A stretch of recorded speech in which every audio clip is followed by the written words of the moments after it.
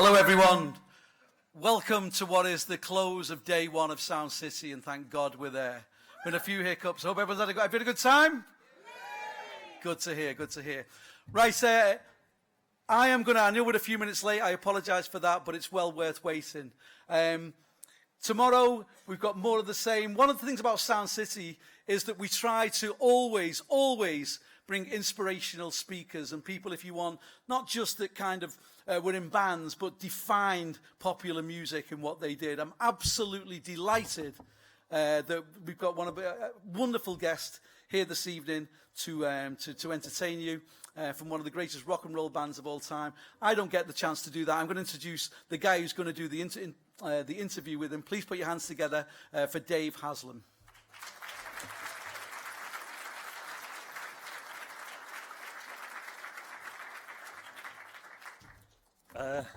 Welcome to Sound City. The format for this evening is I'll talk to Thurston for about 40 minutes or so, and then we'll have a Q&A from the audience. There will be a roving microphone for that. I'm on Twitter. I'm Mr. Haslam. Thurston is Thurston Moore 58. Your recommended hashtag is SoundCity14 if you want to get involved and criticise my choice of shirt, for example. I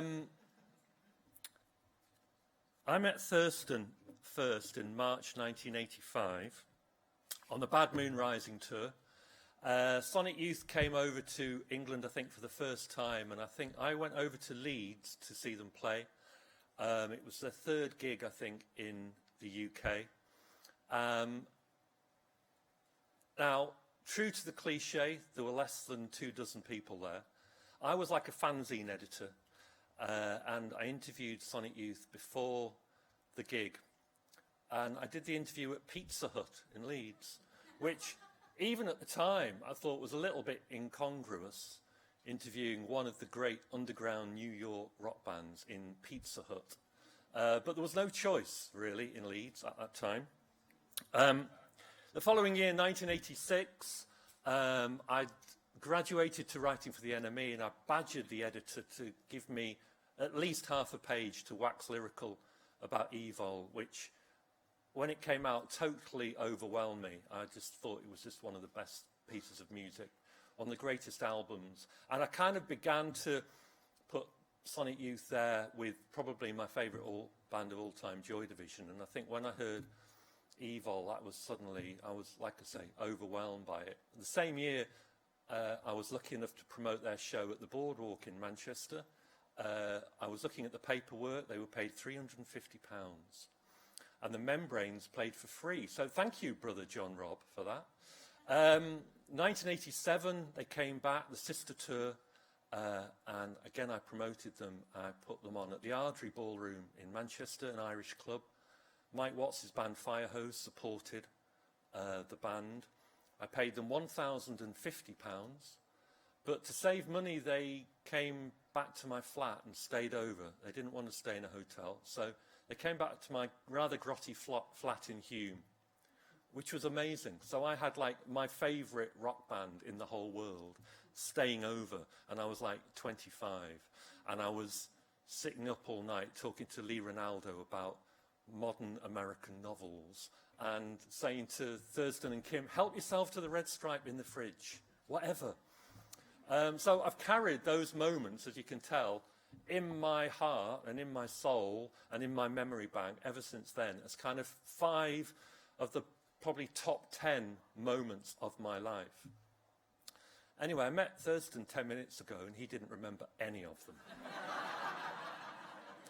Okay, he didn't recall Leeds, Pizza Hut, he didn't recall the Boardwalk, the Ardrey Ballroom, any of that, the cans of Red Stripe. So we are now reacquainted, stroke acquainted. Before he comes on stage, we're going to see a short film. That kind of tells you everything you need to know about the fan-performer relationship, that, I think. Anyway, before he comes on stage, we're going to see a short film about Thurston, which I haven't seen and he hasn't seen. It's never been screened before. It's only very short. Neither of us know what's in it. We're going to play it. Roll VT. I'm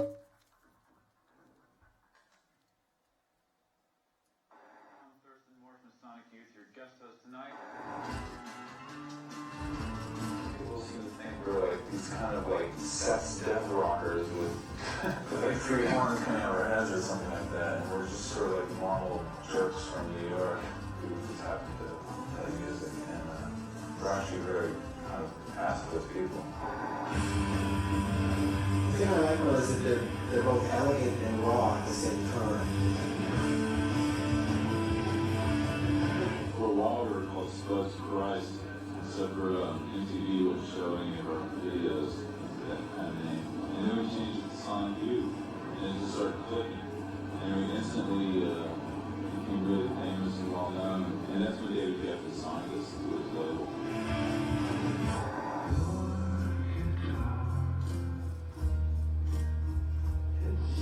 Thurston was almost academically interested in rock, and he wanted to use his knowledge and his references to describe his concept of what, well, pop music in fact should be.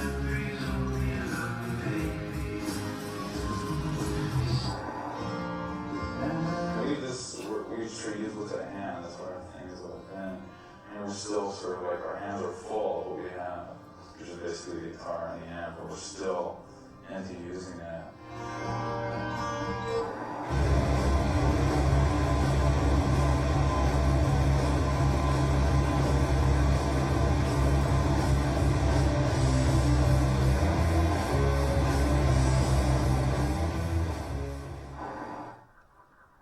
Please welcome on stage Thurston Moore.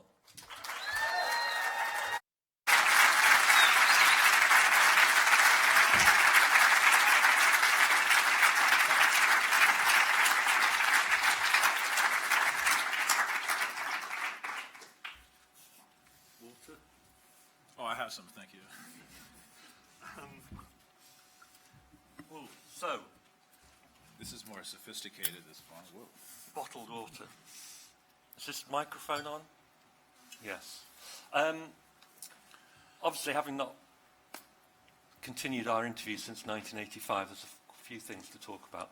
I've kind of got a strategy. I'm kind of hoping that we can talk a little bit about those early years and your first trip to Europe, etc., and then maybe jump forward, talk about the early Geffen years, and then jump forward again, and of course talk about your activities now and the band, the new band. But before then, can I kind of start by I'm a bit uncomfortable asking you, but I'm going to. Asking about the breakup with Kim and that signal. And Taxi. does that signal the end of Sonic Youth? Sonic Youth is on hiatus. That's all that's going on right now. Mm-hmm. I mean the band is very much the band is very much a democracy of sorts, and as long as Kim and I are sort of working out our situation, the band can't really function reasonably. So that's basically what it is in a nutshell. So.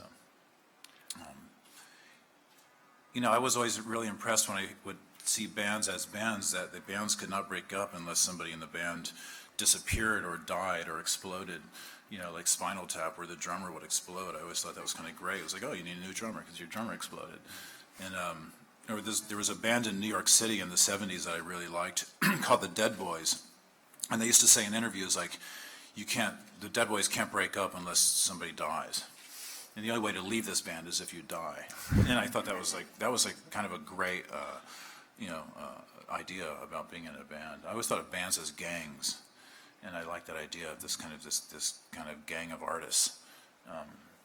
And so Sonic Youth is definitely that. And we always, throughout our entire career, for lack of a better word, all of the compositions of Sonic Youth have been always under the name Sonic Youth, regardless of whoever's bringing the music in or whoever's bringing the lyrics in. We all share that work equally because the band is a forum for all of us to work within. And were you kind of taken aback or kind of angered by the fact that, you know, what was kind of a really, in a way, private matter kind of ended up being, I mean, the internet doesn't help, obviously, but being kind of somehow public property and people feeling... Well, I mean, we're somewhat, we're public figures. I mean, I don't think of Sonic Youth as some kind of famous band. I never really did. I mean, it always surprises me when I'm in situations like this and, you know, there's this kind of adulatory kind of thing, which I love. I mean, it's great. It's very, very flattering, but I never really think of us in the pantheon of fame so much. I mean, I always see us as a very sort of marginalized kind of a band that's more like an underpinning to things that happen more successfully in the mainstream. But but I do get it, because I mean, the bands that I admire are the bands that I wanted to be like in Sonic Youth. But no, I don't really. I mean, to me, it's like I respect the opinions of in my personal life of people who are friends and family and intimates. And so I understand that, like, any kind of commentary outside of that, it really has no meaning for me. It just does not. And you know, it's sort of like me commenting on your personal life. It wouldn't make any sense. And so it doesn't make any sense to me. It's disturbing, but it doesn't make any sense to me. And so I basically sort of turn a blind eye to it, and I stay away from it, because it really has no. It doesn't have any really basis in the reality of the actual situation. Yeah, I mean, I guess it's probably that fan performer thing where people kind of invest emotion and idealize, even if you're not a big band, you know. Yeah. In a way, probably even more if you're not a big band. You know, the fact that people have a very personal, or had a very personal connection with Sonic Youth.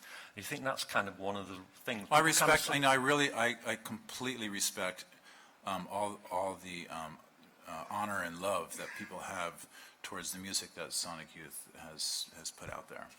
And I understand that there can be anger because all of a sudden it's gone because of a situation that happened within the personal dynamic of the band. And but that's just the way it is. You know, and it's like we're real people living in the real world, and this is not too, I don't think it's too uncommon a situation in the real world, but sometimes people look at bands as superheroes. I certainly do, you know. I mean, you mentioned a band like Joy Division earlier. To me, they're mythic to me. But if you look at the personal histories of the gentlemen in Joy Division, it's rife with problems. You know, we all live in a life where personal problems define us, and it's part of living. It's part of growing up, and I don't know anybody who lives a charmed and blessed life of indifference and not having to deal with any kind of like personal issues that can be problematic. But you know, when it is in the public, I mean, I feel sorry for like super celebrities whose lives are magnified on the cover of scandal magazines and things like that. I can't even imagine what that's like. I mean, so you know, thank God it's not anything like that. So, looking back then over those, I mean, I think it's 16 albums and, you know, numerous collections, etc. What for you were the best times for Sonic Youth, when you really kind of felt that you were doing exactly what you wanted and were being received, etc., and it was working? I think when we first came over to the UK and into Europe, nobody really knew who we were so much, and we just had one record out and another record coming out, and we played in mostly kind of like squat clubs and punk clubs across Europe, and we were sort of entering into this world of where anything could happen in punk rock, because anything could happen, and we started connecting with other individuals who were wanting to sort of do musical expression outside of the tradition that even punk rock sort of was part of, which was kind of this, we always thought like, well, the Sex Pistols are really pretty radical, but they're still playing just sort of a rougher sort of Chuck Berry chord progression thing. So we were kind of more interested in things we were hearing coming out of bands like, like Wire and the pop group, and even the Slits, which the Slits did this incredible record, their album Cut, which was like, to us, was like this incredibly great experimental record. And then concurrently there was a band called the Raincoats from London that we really liked, and that was kind of that was kind of who we saw as our our contemporaries. And so traveling across Europe, we would meet people like Einstairs and Neubauten, who were just sort of beginning in Berlin, and that was really fantastic for us to see other bands like this. I think coming back to New York after that trip, which must have been, I think in 1983, when we were first over here, and then playing at CBGB, and we had played CBGB a few times, and it was mostly sort of these audition nights when you were just in this kind of cattle call of bands. And we came back and we played, and in the Village Voice, and said, back from Europe tour Sonic Youth, which was pretty glamorous to begin with, and everybody showed up. People that we kind of knew on the scene at that time, and who were in bands, and be it like the beginnings of bands like Swans and these other bands like that. Their names wouldn't mean anything, but they all showed up and they were there, and all of a sudden we were kind of like being regarded as like a serious kind of working band, and, doing music that was just kind of really kind of out of the ordinary. So so then you had already got the ambition to be more than kind of like a local band. I guess the bands that you didn't mention were We probably didn't have the any bands ambitions. that ended up being... Our ambitions were day to day. At that age, in your 20s, your ambitions don't really go beyond like the weekend, when we first came back to the UK, it was sort of on the invite of Paul Smith, who came out of Nottingham, and he was working in the offices of Mute Records, and he had a label called Double Vision, and he was doing different productions. He was, the early Cabaret Voltaire stuff he was doing, and he had heard about us through Lydia Lunch, who was living in London at the time, and Lydia was really celebrated in London. She was associated with like all the most kind of incredible personalities at that time, like the Birthday Party, who were living there, and she told Paul Smith about us, and told some other people too, and he was the only one who was interested, and he tried to find us in the States. He was writing letters and calling telephones that he had gotten numbers from, and which was the only way of communication. But I picked up the phone and talked to him, and he said he wanted to put out a record by us, and I said okay, and I just sent him a tape of what we had just done, which was this record Bad Moon Rising, which I think you mentioned. And so we came over on his invite, and he put us up, and we slept on floors such as yours, and that was how it was more of an economical decision as opposed to an aesthetic decision. But it was and he had us play every little club he could find, and he was really smart about sort of doing things that would sort of draw attention towards the band. He had us play at the ICA in London, which was a big coming out show for us. And I remember that show and being completely unnerved by it, because to be playing in London in a show where all the spotlight was on you, and to me London was really magical. I used to have these fantasies in the 70s about leaving New York and coming to London and hanging out with Public Image and sort of like doing records with these guys. But I had no impression of what London was like, and my first impression previous to that was really a disaster, because we had no money, and we got into town, and we were playing at a venue that was called The Venue, and we were opening up for this band SPK, who were from Australia. They were a surgical penis clinic.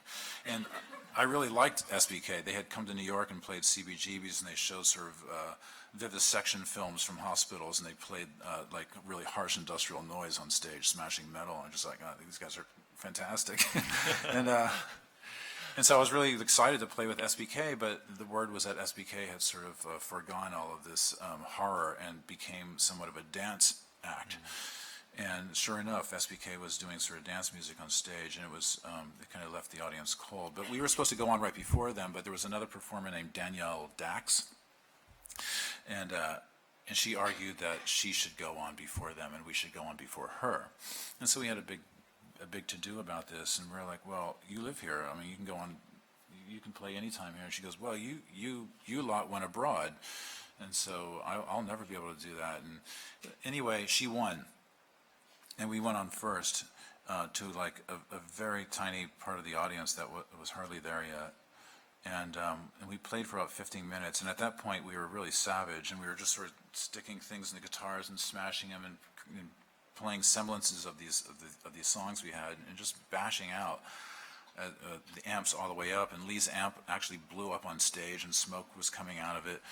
And after 15 minutes, the curtains started closing. And so I started like bashing the curtains with my guitars and just like, trying to tear the curtain down. And there was two young boys who were just leaning against the stage and just staring at us wide-eyed and just like pointing and going like, brilliant, brilliant. And I always wondered where these two boys were. Like, whatever happened to these guys? Because they were the first two fans in the UK, as far as I was concerned. They got it. And so subsequently, we left with our tails between our legs, and we had no money, and we went to Victoria Station, and we slept on benches, and we kind of made our way to Heathrow, and we kind of crawled home. And it was brutal. And then there was a review of the show in the NME, which was fantastic to get actually written about, and and the NME was just like incredible. And there was a review, and it disparaged Danielle Dax and SBK, and it said Sonic Youth were the best thing on 8 legs tonight. It was we got all the press, and we were just like, oh, this is, we made an impression upon it. We were critics' darlings right away. I like the fact that you were in New York, kind of dreaming of this mythical coming over to London, and everyone who was living in England at the time was dreaming of this mythical New York and wanting to go over there. Yeah. But it's also interesting that a lot of your, because again, in the kind of received version of Sonic Youth is that you're kind of like a New York band, and that you're talking about, Wire, pop group, Slits, and the Raincoats. So your influences were from. Well, that era of music from the UK was really, really profound for us. It was really potent, and we knew that what we had going on in New York, we had this great music that was happening there, as like the no-wave bands of Contortions and DNA and Mars and Teenage Jesus and the Jerks, which was Lydia Lunch's outfit. And we knew those bands were great as well, and we knew that we had great bands coming at that. I mean, of course, like the Talking Heads and Television, and Richard Hell and the Voidoids were fabulous. But like any scene, I mean, there was like.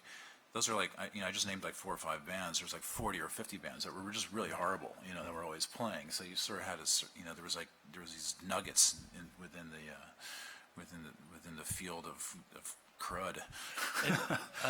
I was looking back at that interview from 1985 when I was an earnest young fanzine editor, and we talked a lot about the need for alternative culture, and we talked about how the 60s had happened and there was the underground there, and then punk had happened, and that it was, and we were talking about how it was our generation's turn to kind of create an alternative, or at least to kind of nurture an alternative, to think in alternative ways. I guess, it was like Reagan and Thatcher and so on, and alternative music meant alternative culture.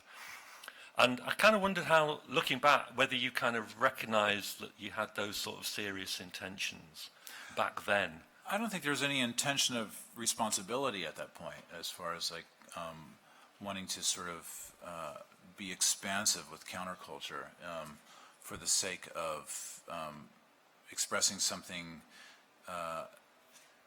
that felt more experimental or experiential to what was going on in the mainstream, which was fairly commodified for a certain demographic. I think basically what it was is really wanting to be part of a lineage of subversion, you know, in the culture, because it's like I always felt like it's in the subversive where you sort of can sort of you know, kind of glean ideas towards like new expression, you know, and that to me was obvious really early on. I think just sort of looking in culture magazines, rock and roll magazines, I was always, you know, you would always, what was resonant to me was like people who were doing things that were not for any ambition towards acceptance in the culture, but to actually sort of shock the culture. And so you early on in the early 70s, when I was a young guy, I would see when I first saw images of like Iggy and the Stooges, and then, you know, there's a picture of like a singer in the audience on top of the people's hands, spray painted silver. I was like, who's that? Like, what is that? You know, I'm not interested in so much in this kind of Rick Wakeman character with a flowing cape behind a bank of synthesizers, which is, you know, I was kind of I saw, the first concert I saw was Rick Wakeman's Journey to the Center of the Earth, by the way. I admit but that was just happenstance. I kind of really wanted to see Alice Cooper, but nobody would take me.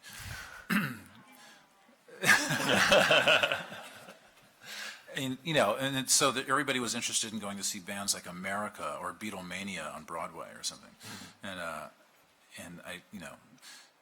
So do you think that music still has that subversive power at all? No, completely, yeah. And in what ways?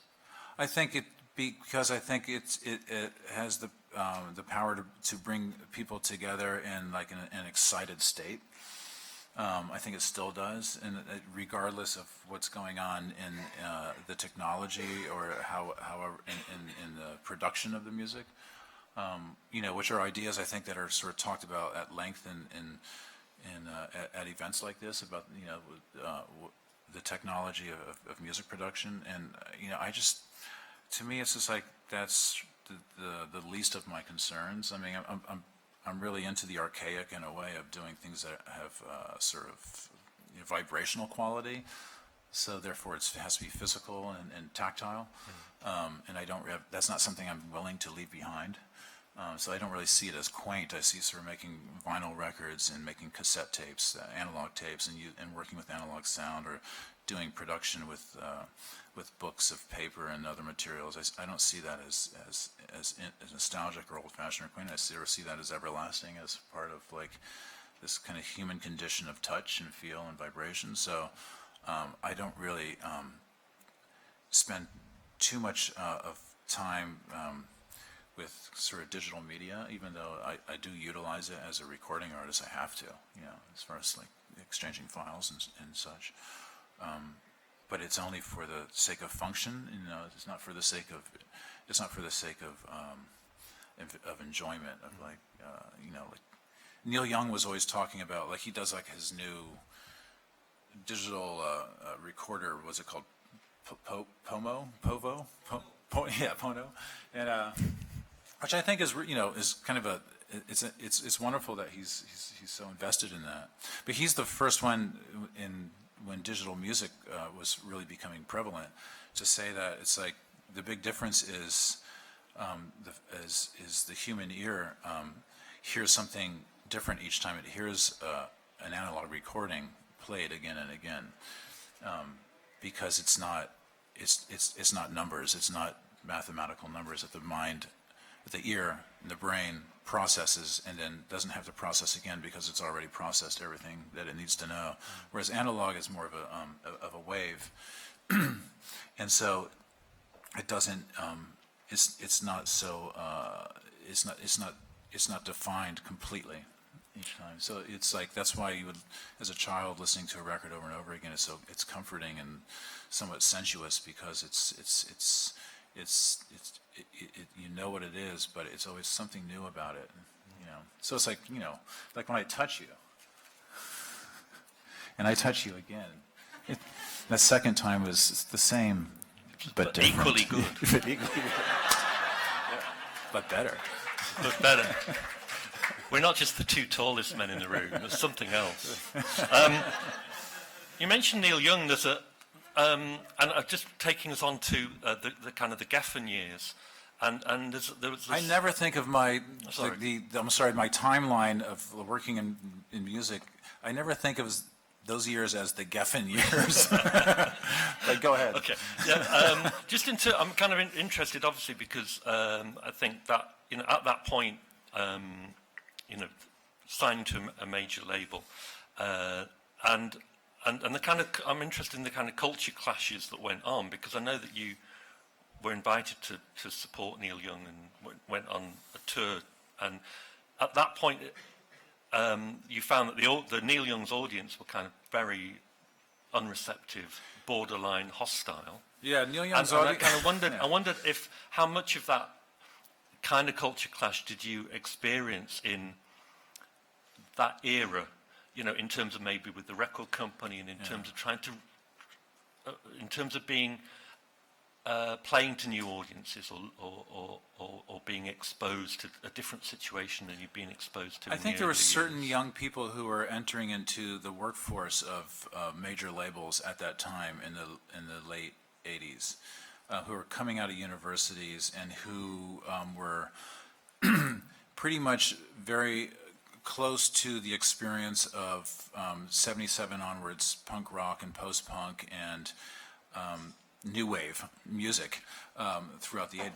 That was their music, and these are people who came out of business schools and just sort of ideas of wanting to sort of be in part of the music business and the music industry, and getting work within the major labels, the corporations, and which were thriving to some degree. And I think those were the people who were responsible for bringing bands like us into their world, because we had no real, we never fooled ourselves into thinking like that's where we should be. But at the same token, we were also kind of a little frustrated by our situation in the independent music world, because we kept moving laterally, and a lot of the work that was being done with independent labels was being done by people like us who didn't really know how to play their guitars. And so not knowing how to play my guitar was something I could sort of utilize to some success in songwriting, but not knowing how to run a record label and running a record label was a bit difficult, I thought. And so we were working with record labels that just, they loved what they were doing. They loved music, but they didn't know how to sort of deal with accounting. Let's put it that way. There's, accounting when it starts coming to sort of dealing with accounting and money between two factors, it becomes very problematic. And I sort of recognized that at some point where that was getting worse and worse as the 80s came along. Went along, and I think some people were very successful in that. Certainly, I think more so in the UK, when you sort of had the cartel at Rough Trade, and they were very serious about how we can sort of keep these relationships strong and ethical. But for the most part, it was kind of it was a bit of a question mark about where money was going, where money was coming from, and et cetera. And nobody knew how to sort of read this. And I certainly didn't come out of business school. And the idea of that a major label would want to sort of entertain the notion of signing a band like Sonic Youth came because these new young people were in the company, and they were being instructed to find the next whatever. And so they weren't really interested in finding so much the next Aerosmith or the next Kiss or the next Led Zeppelin, because they knew that's not what they were interested in. They were kind of interested in finding bands that sort of were doing music that was like what they loved, which was Gang of Four or things like this. But did it change the way? Did it change the way that you made music? Obviously, suddenly you were able to, work in better equipped studios, and you had, the budget wasn't so limited. Yeah, so how did it change? I used to always think during the 80s, the kind of music we made, imagine what it would sound like if we had a 48-track board, and we had like the production facility of an Aerosmith record. Like, what would this music sound like? What would like the Confusion is Sex or Sister or Evil? What would that sound like if we really worked with like an incredible production system instead of like two 8-tracks gang together and all of us producing, and that finally sort of happened when we signed to Geffen. We did this record Goo, and we kind of were put in this position, and at that point it seemed to sort of belie it in a way, and it's just like it just sort of seemed to add an unnecessary kind of patina of professionalism as far as recording goes to it, and it didn't really. I don't think so. It wasn't the step change that you thought it would be then. I don't think so, but when we signed to Geffen, it was just sort of it was basically because we knew in the USA we could get health insurance, and so in the USA you need health insurance, otherwise you can't go to a hospital, you can't use a doctor because it costs too much money, and so you die. So you need to have insurance to pay for it. And that's basically why we could have health insurance, so we could have clear accounting, and we don't have to work at dishwashing jobs anymore. And that was the real reason that we signed to Geffen. And it wasn't because we wanted to sort of compete with like any other major label bands at all. It wasn't that at all. And so the first record we made for Geffen Records, we had already been sort of constructing even before we signed to them. But it did allow us to sort of prance around with like celebrities once in a while, which was really funny. All of a sudden, we would be with like, there was these two young men named Nelson who had long white hair. They were like the sons of Ricky Nelson, the pop star, but they were kind of 80s. Do you remember who I'm talking about? No, good. Well, they were there. But it was things like that. But one thing that happened was that we were offered the Neil Young tour of 1990 and the Ragged Glory tour, and we immediately said, well, yeah, we'll do that. And some people sort of advised against it, said, well, you're going to, it's going to be horrible. You're going to be playing arenas and everybody's going to hate you because your music is just not what that kind of audience is going to want to hear. And we said, we don't care. We want to like do this 3-month tour with Neil Young. And it's just like, just for the sake of experiencing that, as opposed to like going out and trying to like promote Sonic Youth to like some kind of new listenership. That wasn't really, we didn't fool ourselves into thinking that was what was going to happen. Like we were going to become like huge by opening up for Neil Young. We just knew that it was going to be like a really weird, strange trip, and it was. And they tried to get a third band on the bill, and I gave Neil's manager a tape of Bleach by Nirvana that we had a cassette tape of, and that record was just coming out. When the Bleach was out, we had a rough tape of Nevermind that was just before they had made it really Nevermind. The tape was called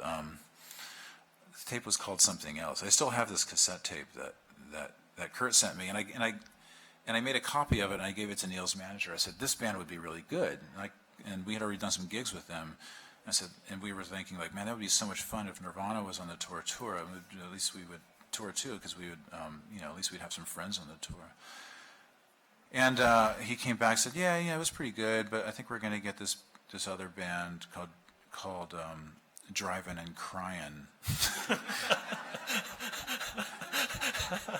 And I was like, all right, it's too bad.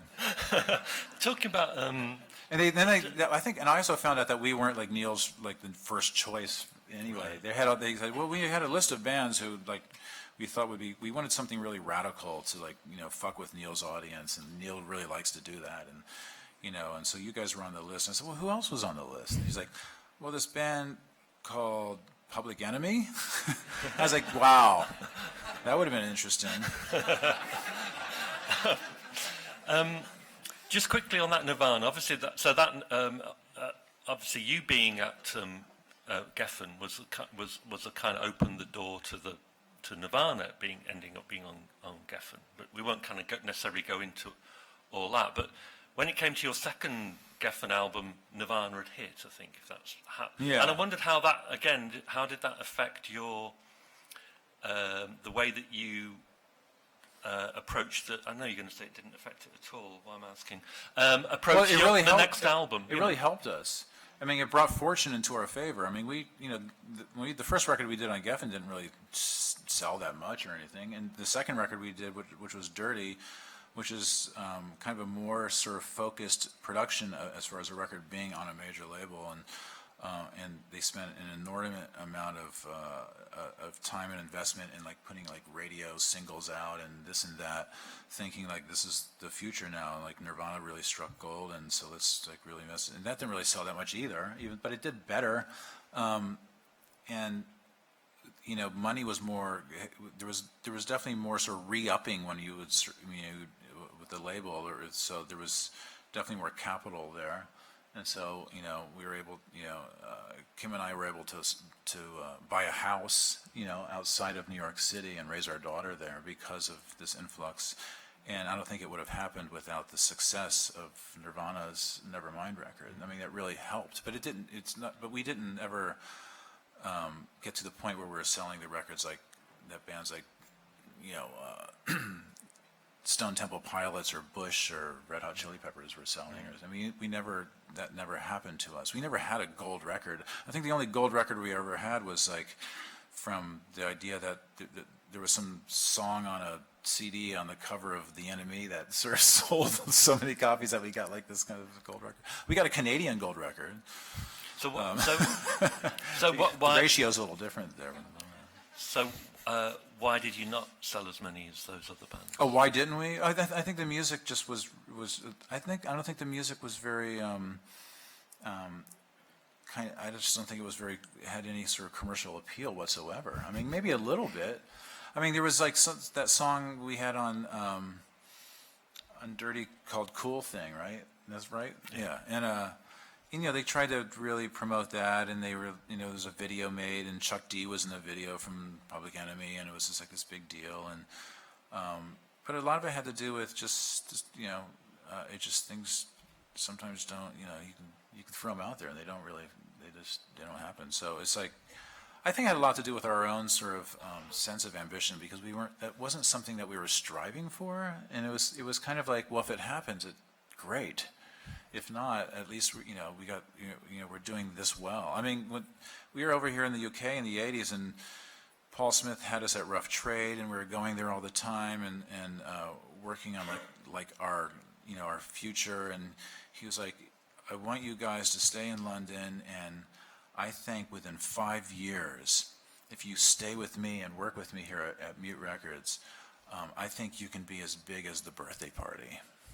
And to me, for somebody to say, like, at that time in 1983, 84, that in 5 years you can be as big as the Birthday Party, they might as well have said you will be as big as the Rolling Stones, because the Birthday Party to us were this huge, huge thing.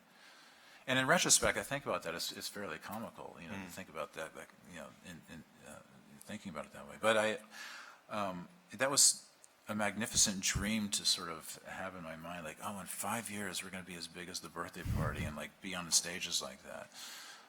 And what happened by '92 with the success of Nirvana and everything around them, including us, we were able to actually tour around the world and actually play these incredibly huge audiences that were very welcoming and responsive to what we were doing. It didn't, we always did better in sort of a live situation anyway, because Sonic Youth was really focused on being a live band, and we took that very seriously, and we really got into it to the point where it wasn't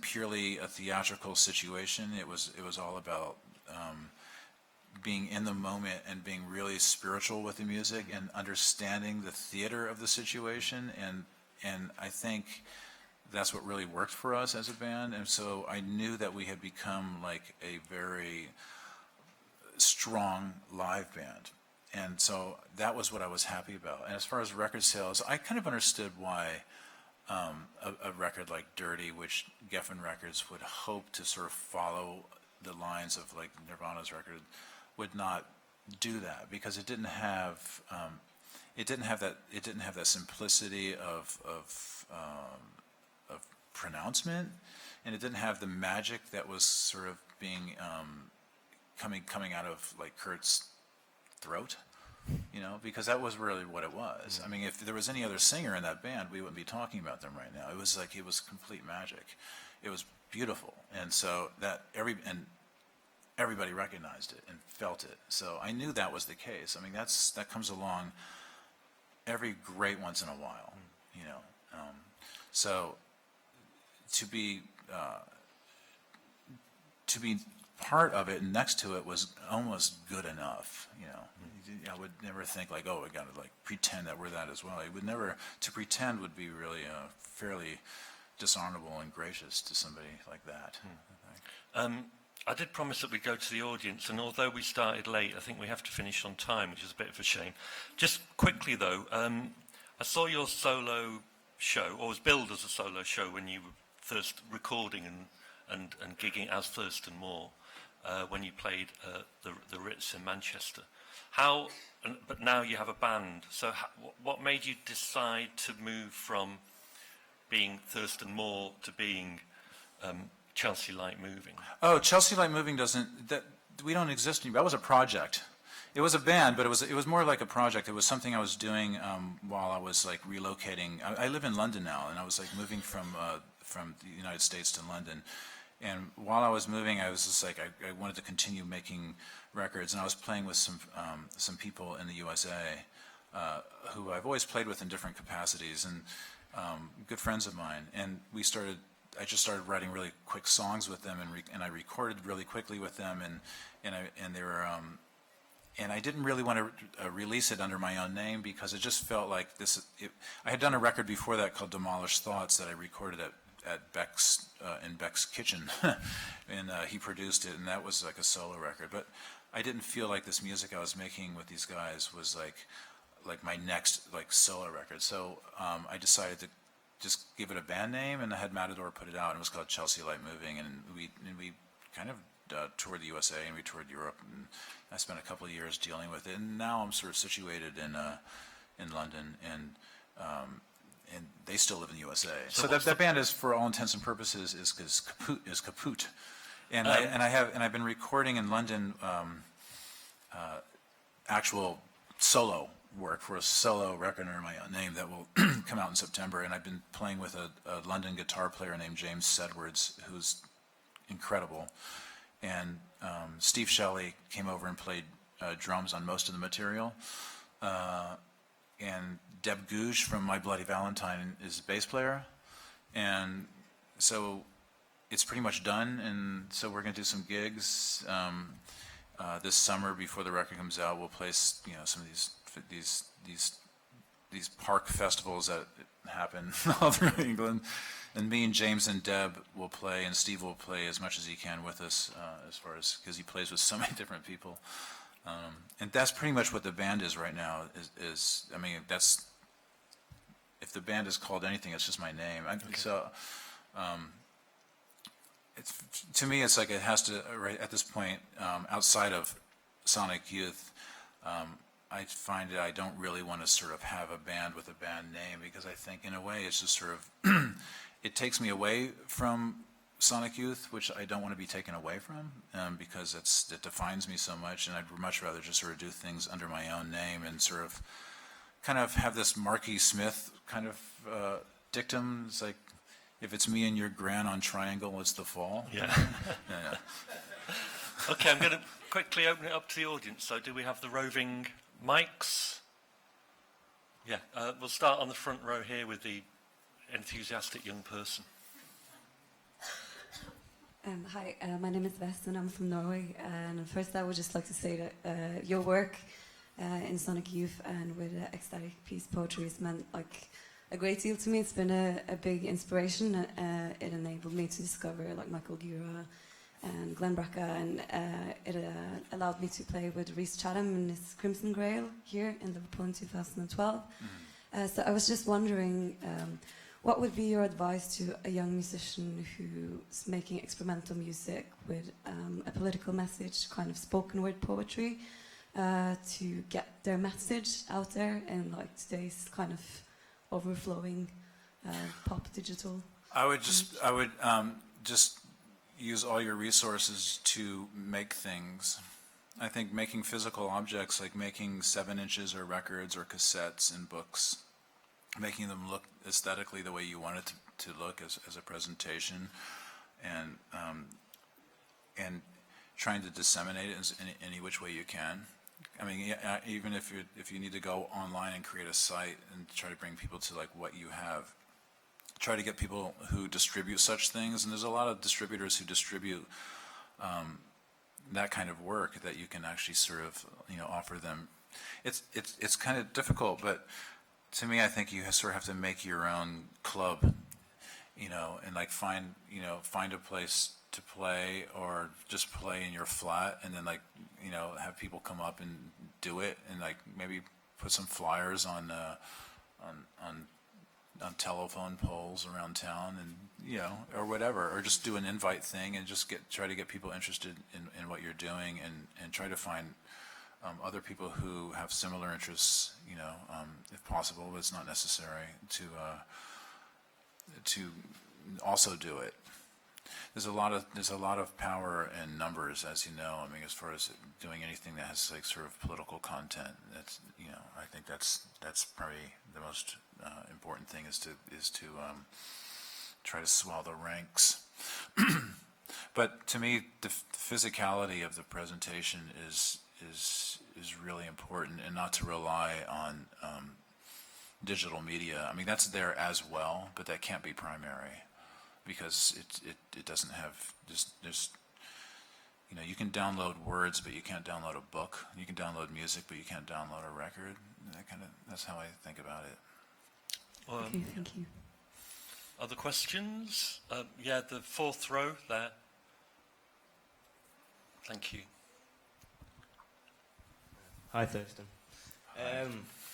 My question is, you speak about how New York was, well, perhaps central to your success to begin with, and obviously in this country, perhaps London may be an equivalent.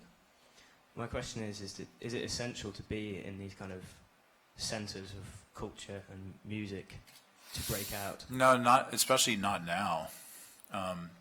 I was really interested in the early 80s when, in the United States, when there was this whole new scene of punk rock music called hardcore, around bands like Minor Threat, to some extent Black Flag from Los Angeles, but mostly about bands like Minor Threat from Washington, D.C., and the Necros from like Maumee, Ohio, and there was this whole new network of bands that were sort of decidedly not from the media eye of the cities of New York City and Chicago and Los Angeles, etc. They were all about like not being that, and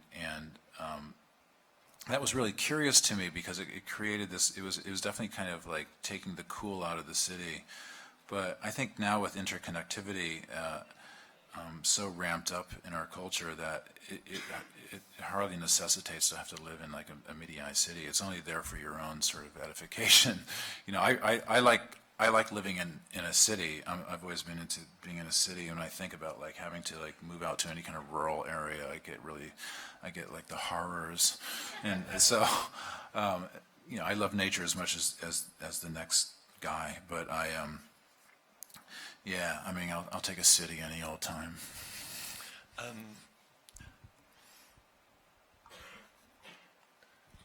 Hi, Thurston. My question is, looking back on the whole time of Nirvana and grunge and the success of it, how did that impact Sonic Youth's career? Was it a help or a hindrance when you look back on it?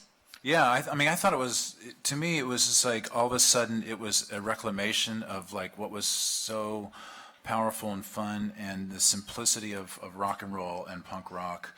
It all sort of came out in a way of like in the 80s, like bands sort of breaking the the time barrier of 1976, 77, because that was really sacred for a long time. It was like anytime you went before 76 or 77, you were entering into this really nefarious territory of hippie music and long hair music. And then all of a sudden, some of the bands in the 80s started referencing that,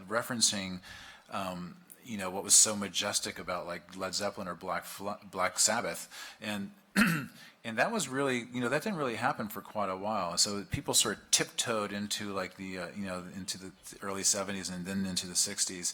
And that was really fascinating to me. And I think by the time bands like Mudhoney and Nirvana and a lot of the sub pop scene, where they really embraced like that, where it's just like there's no rules anymore as far as like being punk rock, it kind of added like a new, just like a newness to it by actually reinvestigating the old.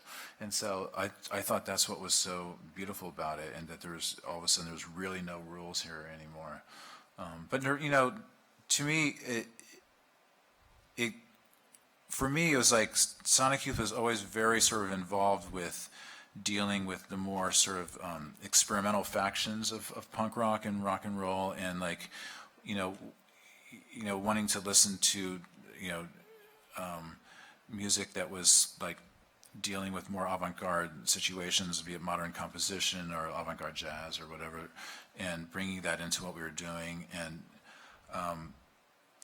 so when these bands that were sort of half generation to a generation younger us started happening in the late 80s, such as Nirvana and Mudhoney et al., and the kind of music they were playing, which was sort of like this really just getting back into a simplicity of like, even like what the Ramones were doing in 76, 77. And the Ramones were very high concept. And, they were taking all the last name and wearing leather jackets, and they just sort of had this thing, whereas these guys were not. It was all very sort of like wearing the clothes that they kind of woke up in from the night before, and just sort of plugging in and playing, and just wanting to sort of do that. And there was something very pure and beautiful about it.